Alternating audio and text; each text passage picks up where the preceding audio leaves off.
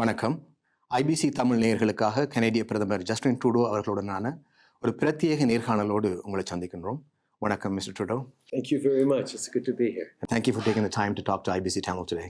Glad to do it and happy to wish everyone a happy Thai Pongal. Happy thankful to you as well. Let me start with the immigration and the questions around immigration in Canada. You have made immigration a focal point of your government's policies. But lately, there has been a lot of apprehension among some segments of Canadians about the level of immigration, especially around refugees, the race of refugees, and the number of refugees entering the country. Given that, can we see a shift in your government's focus around immigration, around refugee admittance into this country? Or if not, how do you alleviate the fears and concerns of Canadians who are concerned about the level of immigration? Well, I think one of the things that we have to understand is a tremendous opportunity and good fortune for Canada is that Canadians are, by and large, very positively inclined towards immigration. People know that people have come here from all around the world over the past generations and contributed to building our society. One of the reasons that people are positive towards immigration in Canada, where there are so many worries elsewhere around the world, is we have a very strong immigration system that people have confidence in. Now, we have seen a rise in the number of irregular arrivals over the past few years from the United States because of the domestic situation in the United States. But we are able to reassure Canadians that in terms of security, all the steps are properly being done, and everyone still goes through, regardless of how they get here, the fullness of our immigration system where all of our laws and values and rules are being followed. And as well, all our international commitments are being met up to. At the same time, we are not taking away resources from the regular immigration or our family reunification stream for the asylum stream.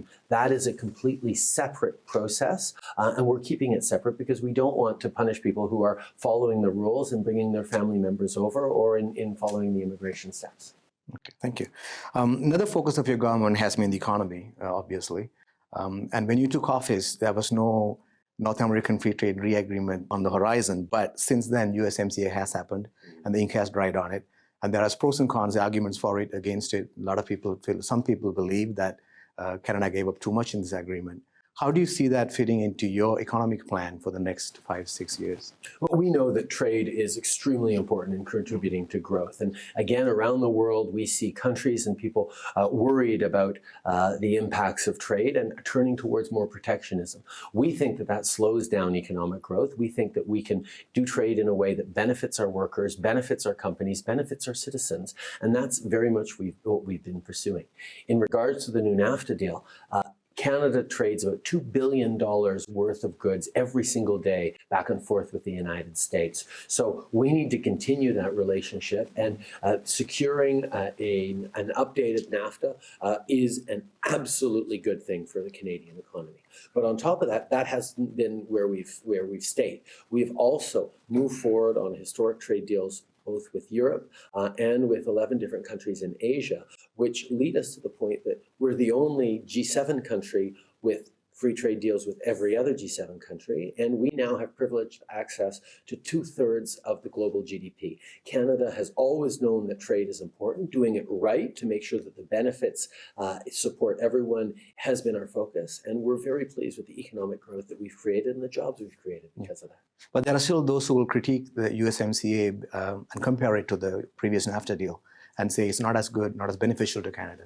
What's your answer to that? Well, I think the choice is between not having a new NAFTA and having one. It's obvious that we need to have one because stability and an ongoing positive trading relationship with our biggest partner that receives 70% of our exports is absolutely essential.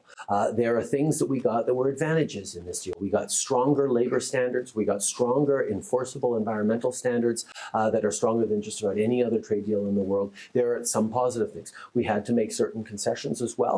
But overall, this is tremendously positive for the Canadian economy, and the business community and the markets certainly reflect that. Okay. And I saw your Tamil Heritage greeting recently on YouTube. Thank you for that. And you also made it a point to participate in many of the Tamil celebrations, Tamil Canadian celebrations, and as well as other communities. How do you see events such as this that celebrate the heritage of a small segment of Canadians fit into the larger Canadian mosaic? Well, Well, I think one of the things that Canadians understand is that our differences are actually a source of strength and resilience.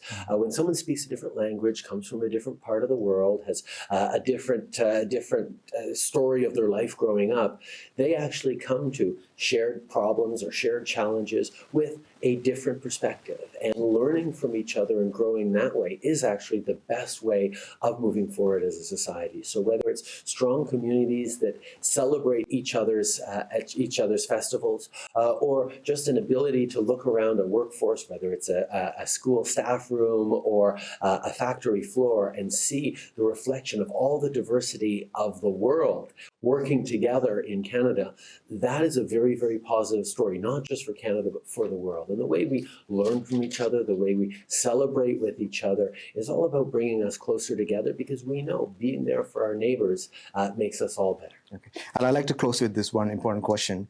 2019 marks the 10 years of the end of the armed conflict in Sri Lanka. Your government and the government previous to you has repeatedly stated that Sri Lanka should move towards a solution that's based on transitional justice, reconciliation, good governance, and durable solution. You just saw a constitutional crisis that happened in Sri Lanka that almost toppled the government there, that was averted in the 11th hour. Going beyond strongly worded statements, what can Canada do and what will Canada do to move Sri Lanka towards the lasting peace? Well, I understand very well the